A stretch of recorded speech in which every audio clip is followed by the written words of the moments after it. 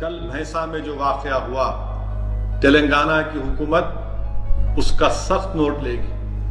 آخر یہ ہوتے کون ہیں یہ لوگ؟ 4 لوگ مسجد میں نماز تراویح کی پڑھ رہے ہیں، گھر مسجد میں گھس کر گالی گلوچ۔ کون ہے وہ شخص؟ پھر اس کا والد آ کر معافی چاہتا ہے مسلمانوں سے، پھر دوبارہ پھر آتا ہے وہ لڑکا، اور اس کے بعد آپ دیکھتے ہیں کہ الماس خان پر چاقو تلوار سے حملہ کر دیا گیا۔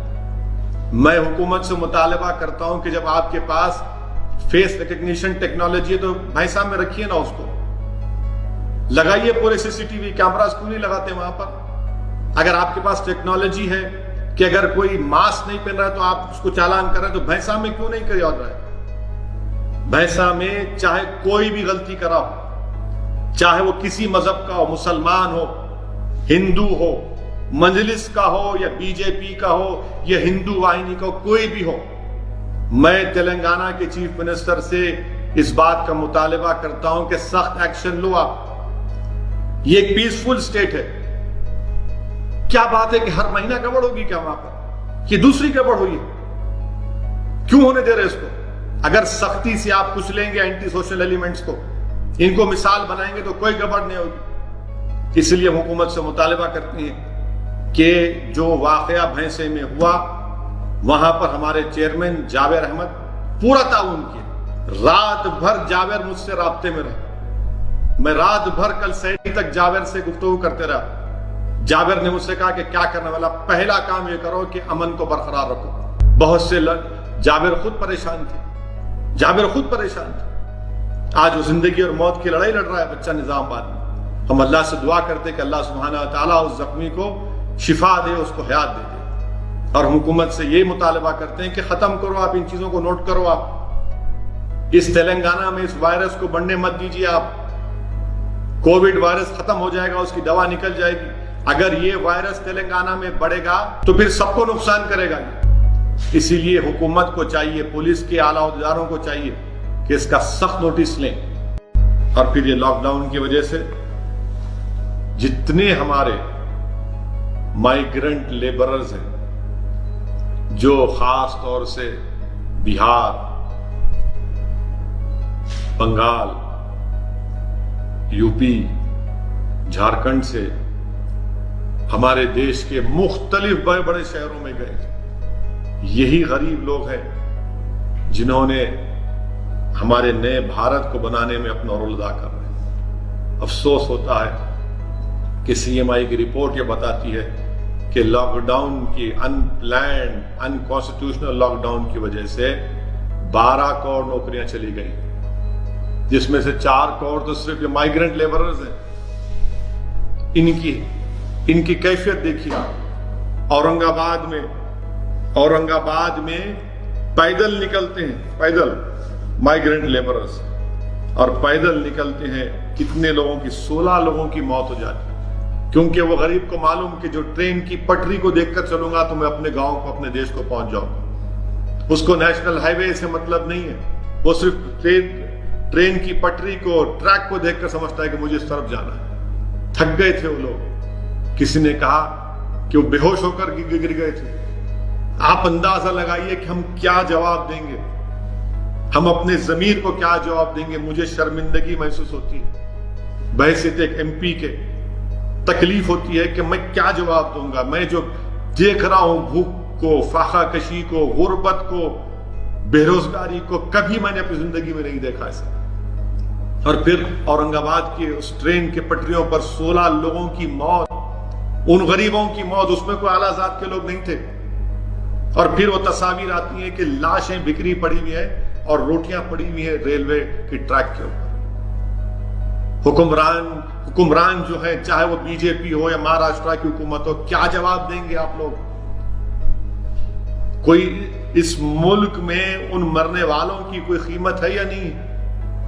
ان کی جان کی کوئی قیمت ہی نہیں۔ صرف ایک بیان آ گیا وزیر اعظم کا اور ریلوے منسٹر کا کہ افسوس ہوا، مگر جن کے گھر پر یہ لاشیں گئی ہوں گی یا جن کو خبر ملی ہوگی کہ جس عورت کو معلوم ہوا ہوگا کہ میرا پتی مر گیا، جو بیٹا یتیم ہوا ہوگا، جس کی ماں کی کوکھ اجڑ گئی ہوگی، کیا جواب دیں گے ان کو؟ اور کیوں مرے وہ لوگ؟ حادثے میں نہیں مرے، بھوک کی وجہ سے، پریشانی کی وجہ سے، اس کووڈ وائرس کی ڈر کی وجہ سے، پیسے نہیں تھے، اپنی عزت کے لیے، اپنی سیلف ریسپیکٹ کے لیے اپنے گاؤں کو، اپنے دیش کو جا رہے تھے، اور تھک کر بے ہوش ہو کر گر گئے.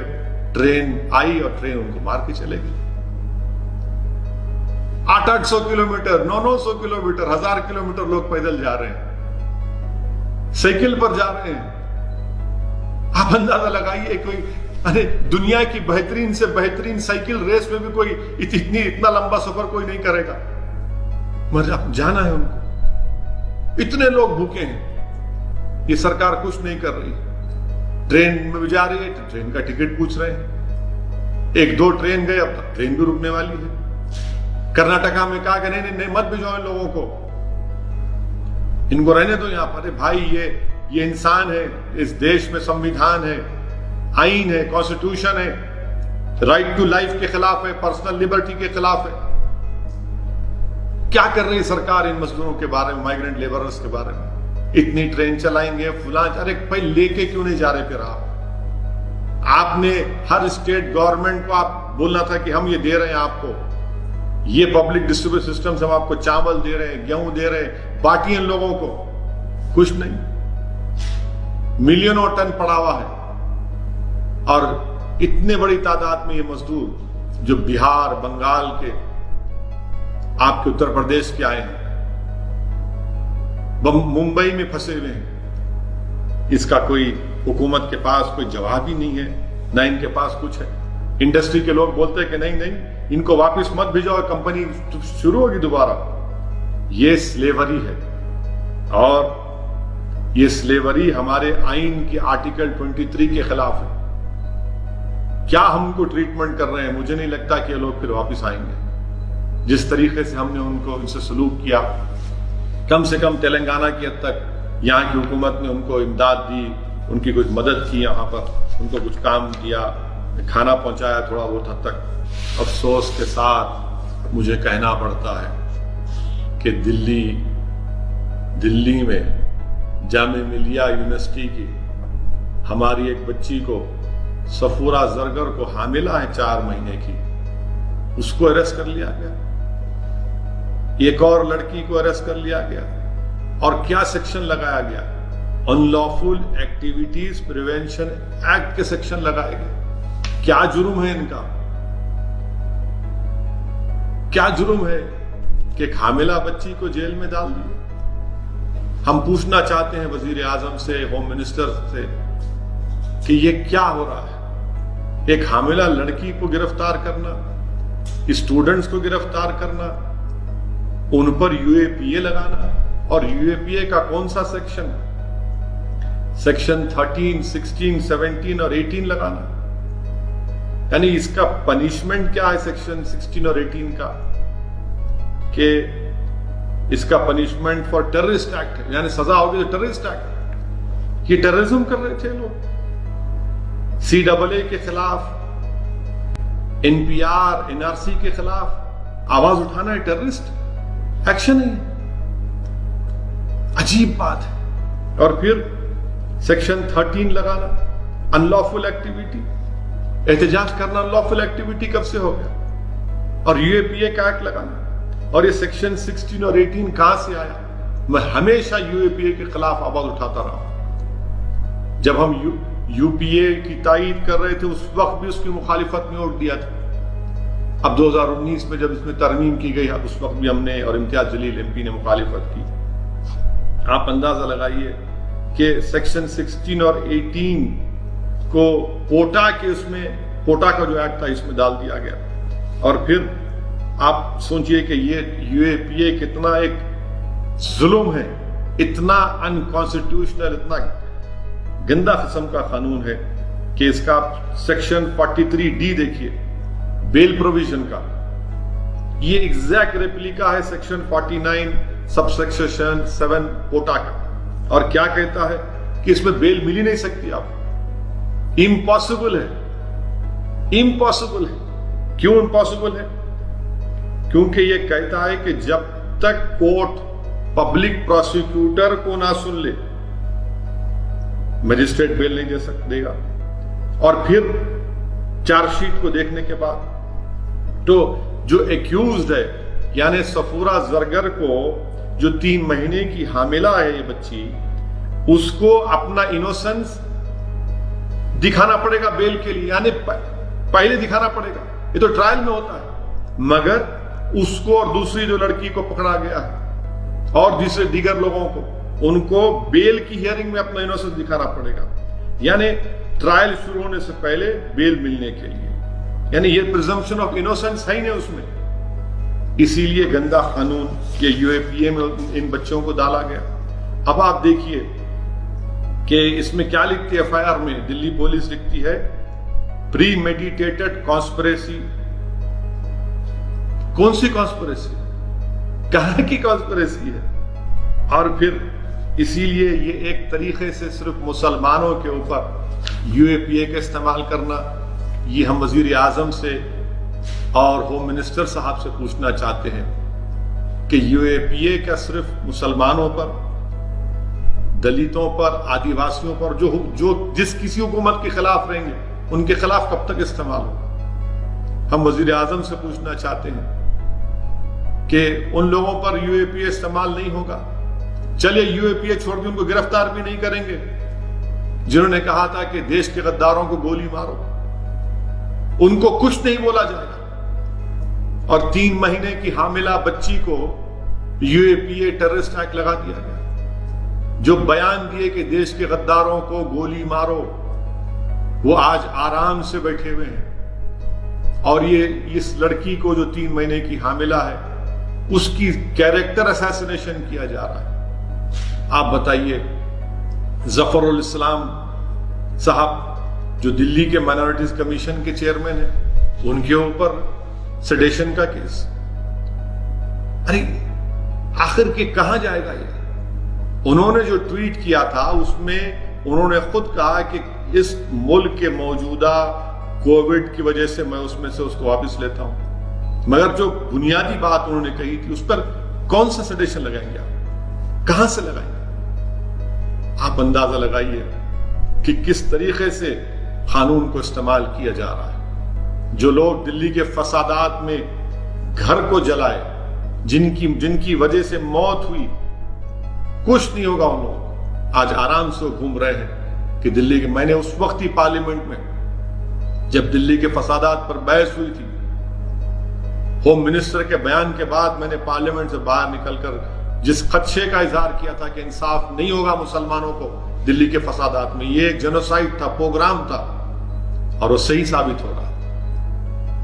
आज सफूरा जरगर के ऊपर, वो बच्ची के ऊपर इस तरह का यूएपीए के सेक्शंस को इस्तेमाल करना, इससे क्या इंसाफ होने वाला है? क्या CAA का प्रोटेस्ट में हिस्सा लेना, NPR NRC के हिस्सा लेना, कोई कौन सा ये यूएपीए लगा देंगे आप उनके ऊपर? अफसोसनाक बात है, बड़ी अफसोसनाक बात है। मैं इसकी मजम्मत करता हूं और हुकूमत से मुतालबा करते हैं कि इसको फौरन वापस लिया जाए। तीसरी अहम बात कि हमारे वतन अजीज में कोविड वायरस की वजह से लॉकडाउन चल रहा है।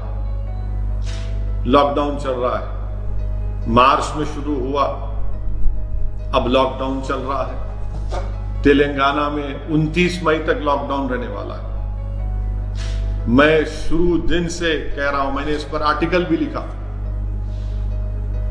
कानूनदानों से मशवरा करके,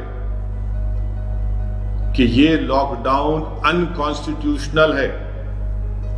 आप national disaster management act, epidemic act के तहत गवर्नमेंट ऑफ इंडिया पूरे मुल्क में लॉकडाउन नहीं डाल सकती।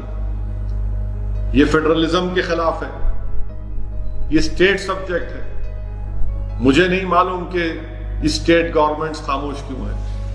अफसोस इस बात का है कि दिल्ली चीफ मिनिस्टर, उनके ही दिल्ली माइनॉरिटीज कमीशन के ऊपर केस बुक होता है, एक लफ्ज नहीं बोलते दिल्ली के चीफ मिनिस्टर। आप क्या खामोशी है आपकी? ये इतनी खामोशी, आपने उनको नामजद किया, आपकी सरकार ने उनको नामजद किया है। 72 ईयर ओल्ड है वो आदमी। आप बताइए, बड़ी बड़ी बातें करते थे बीजेपी के लोग, 15% जीडीपी, अब -15% हो गया। 1 लाख करोड़ का आपने टारगेट लगाया था अप्रैल में टैक्सेस का, कितने हैं आपके पास? 25,000 करोड़ भी नहीं है। इस सरकार के पास क्या पॉलिसी है? आज आप कह रहे हैं कि ट्रेन को चला देंगे, आज आप कह रहे हैं कि इकोनॉमी को रिवाइव करेंगे। अजीब बात है कि शराब की दुकानें खोल दी आपने, जब सोशल डिस्टेंसिंग का ख्याल नहीं आया किसी को।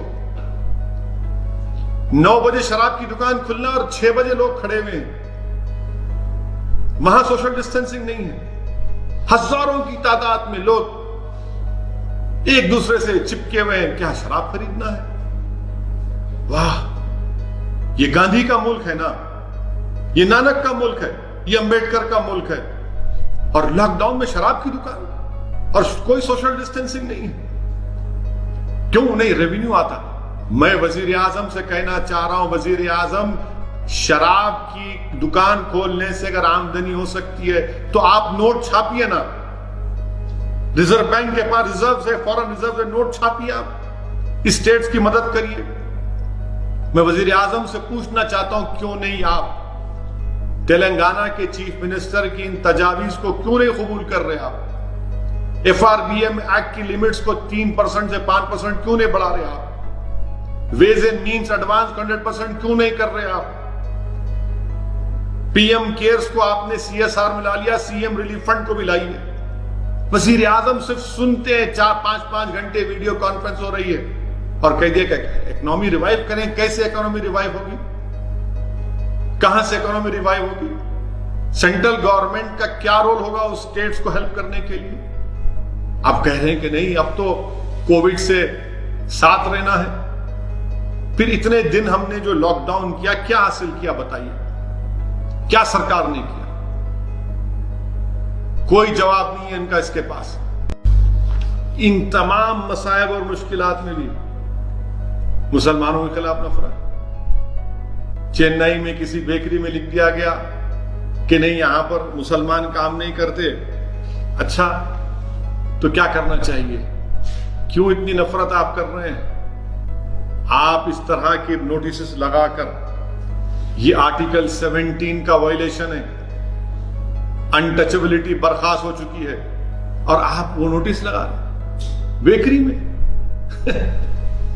हाँ, क्या नहीं, ये लोग क्या इंसान कहलाने की विलायत है कि इस तरह से हरकत करके ये किया जा रहा है? अलीगढ़ में एक बच्चे को इतना मारा और पीटा गया, सिर्फ मुसलमान है बोल के। मीरठ में पुलिस जा रही है, एक तरकारी की मंडी है, उसको उलट दिए पुलिस वाले। क्यों भाई? वो गरीब है, तरकारी बेच रहा है, उसको पल पलटा दिया। आखिर ये नफरत कहां जाकर रुकेगी? एक बात जहन नशीन कर लीजिए आप, कि जो लोग आज वतन अजीज में ये नफरत कर रहे हैं, जुल्म कर रहे हैं, इतना जुल्म आप कर सकते करिए। हम भी देखना चाह रहे हैं, और दुनिया देख रही है आपकी हैवानियत को, दुनिया देख रही है कि आपके जुल्म को दुनिया देख रही है, हम भी देख रहे हैं। मगर याद रखिए, तारीख कभी आपको माफ नहीं करेगी। आप माइग्रेंट लेबरर्स को, जो 16 लोग मर गए, उनकी जबानों को तो आप खामोश कर दिए। आप मार मार कर मुसलमानों पर जुल्म करके उनको खामोश तो कर सकते हैं, मगर याद रखिए तारीख कभी माफ नहीं करेगी आपको। तारीख कभी माफ नहीं करेगी। हम इसको याद रखेंगे। हम इंसान हैं, हमारे सीनों में धड़कता हुआ दिल है, हम इसको याद रखेंगे। हम अपनी नस्लों को बताएंगे कि कैसा इस वक्त जुल्म हुआ था, कैसी नफरत पैदा की गई थी, कैसा एक बीमारी को एक मजहब से जोड़ दिया गया। मेरे अजीज दोस्तों और बुजुर्गों, ये हमारे मुल्क के लिए ठीक नहीं है, हरगिज ठीक नहीं। किस राह पर लेकर जा रहे हैं मुल्क को वजीर आजम, मुझे नहीं मालूम। मैं वजीर आजम से जानना चाह रहा हूं कि भारत के वजीर आजम नेपाल जैसा मुल्क अब इलेक्ट्रिक फेंस डालने की बात कर रहा है, जिससे हमारे उनके रिश्ते कैसे, हमारी करेंसी इस्तेमाल यूज होती, एक्सेप्ट होती। आज वो नेपाल कह रहा है कि नहीं, हम बॉर्डर इशू पर बहस कर रहे हैं हमसे। क्या फॉरेन पॉलिसी है? सिक्किम में चीन, हमारे चीन से सिपाहियों से मुठभेड़, کیا ہو رہا ہے؟ آپ نے کہا تھا وزیر اعظم پارلیمنٹ میں آپ کے منسٹر نے کہا تھا کہ اگست 2 کو کہا تھا کہ اب کوئی ٹیررسٹ ایکشن کوئی ایکٹیویٹی نہیں ہوگی کشمیر میں. ایک کرنل کی شہادت ہو گئی, ایک میجر کی موت ہو گئی, سپاہیوں کی موت ہو رہی ہے. کون جواب دے گا اس کا؟ آپ نے کہا 370 غائب, مگر وہاں پر کیا ہو رہا ہے؟